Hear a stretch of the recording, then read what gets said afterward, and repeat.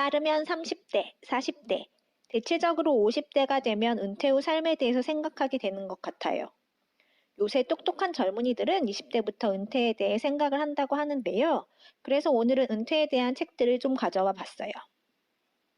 미국에선 대표적으로는 파이어족이 있고 한국에서도 조기 은퇴를 꿈꾸는 많은 분들이 계실 텐데요. 오늘은 미국 조기 은퇴를 꿈꾸는 파이어족에 대한 책과 한국의 은퇴 준비에 대한 책을 가져와 봤습니다. 공통점과 다른 점을 한번 비교해 보세요. 파이어족이 온다. 스콧 리킨스.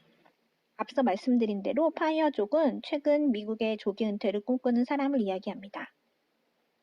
이 책은 저자가 파이어족을 접하고 파이어족이 되기 위한 과정과 노력을 소개한 책입니다.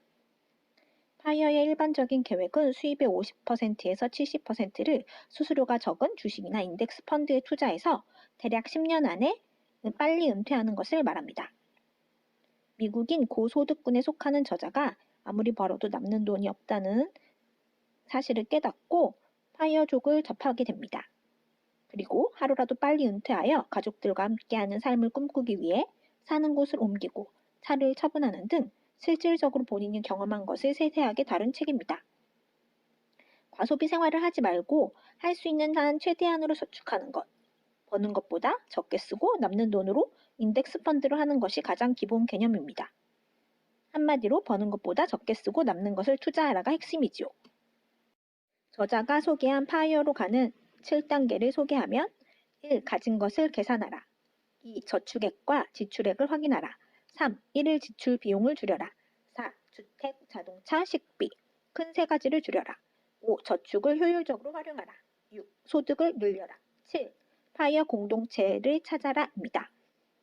여러 재테크 책에서도 보면 저축을 소득의 50% 이상 해야 한다는데 그게 가장 힘든 것 같아요. 그럼 다음으로 한국형 파이어로 가는 책을 소개해 볼까 해요. 두 번째 책은 직장인의 성공적인 은퇴 전략, 김동석 님의 책입니다. 이 책도 파이어족과 같이 기본 개념은 비슷합니다.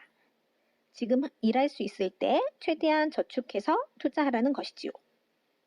그렇지만 제가 이 책이 좋았던 이유는 첫 번째 책은 너무 경제적인 것에만 초점을 맞췄다면 이 책은 경제적 독립뿐 아니라 정말 은퇴 후에 내가 살고 싶은 삶을 살아야 한다는 이야기를 자세히 적고 있다는 것 때문이었죠. 또 미국과 다른 한국의 경제 시스템상 주식보다는 땅에 투자하라고 이야기합니다.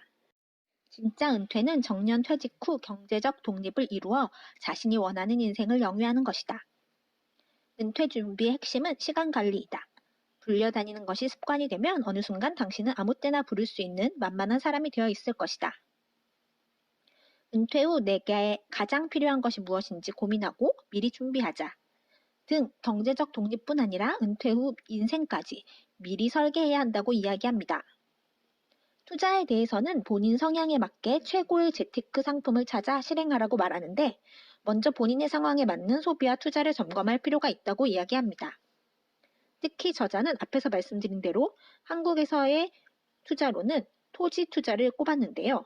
단지 토지 투자를 소개하는 것이 아니라 실질적으로 모의 투자를 할 수 있도록 자세하게 설명되어 있습니다. 저는 한국 토지 투자에는 관심이 없어서 뒷부분은 정독하지 않고 쓱 지나치긴 했어요. 그래도 와닿았던 것은 지역보다 더 중요한 것이 있다면 투자 기간이다. 5년 이상 장기 투자 관점에서 바라보면 어떤 지역이든 개발 가능성이 높은 땅을 낮은 가격에 매입하는 것이 중요하다는 말이었습니다.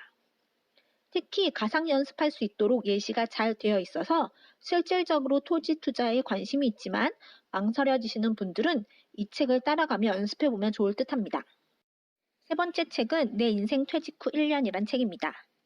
양광영, 강서윤, 조범석 이렇게 3명의 저자가 쓴 책이에요. 무엇보다 이 책은 본인이 몇 살이든 언제 은퇴를 결정하든 지금 즉시 은퇴 준비를 시작하라고 이야기합니다.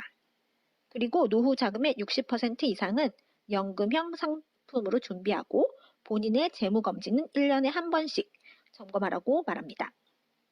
투자나 은퇴 상품에 대한 이야기도 많이 있지만 제가 마음에 들었던 것은 퇴직과 상관없이 현재의 충실한 삶이 행복이다라는 말이었습니다.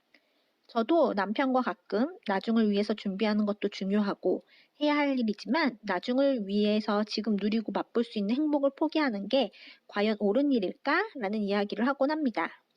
현재를 충실하게 살고 행복하면서 미래의 행복을 준비하는 게 맞지 않을까요? 결국 은퇴는 경제적 자유도 중요하지만 궁극적으로 자야 실현도 한몫한다는 생각이 듭니다.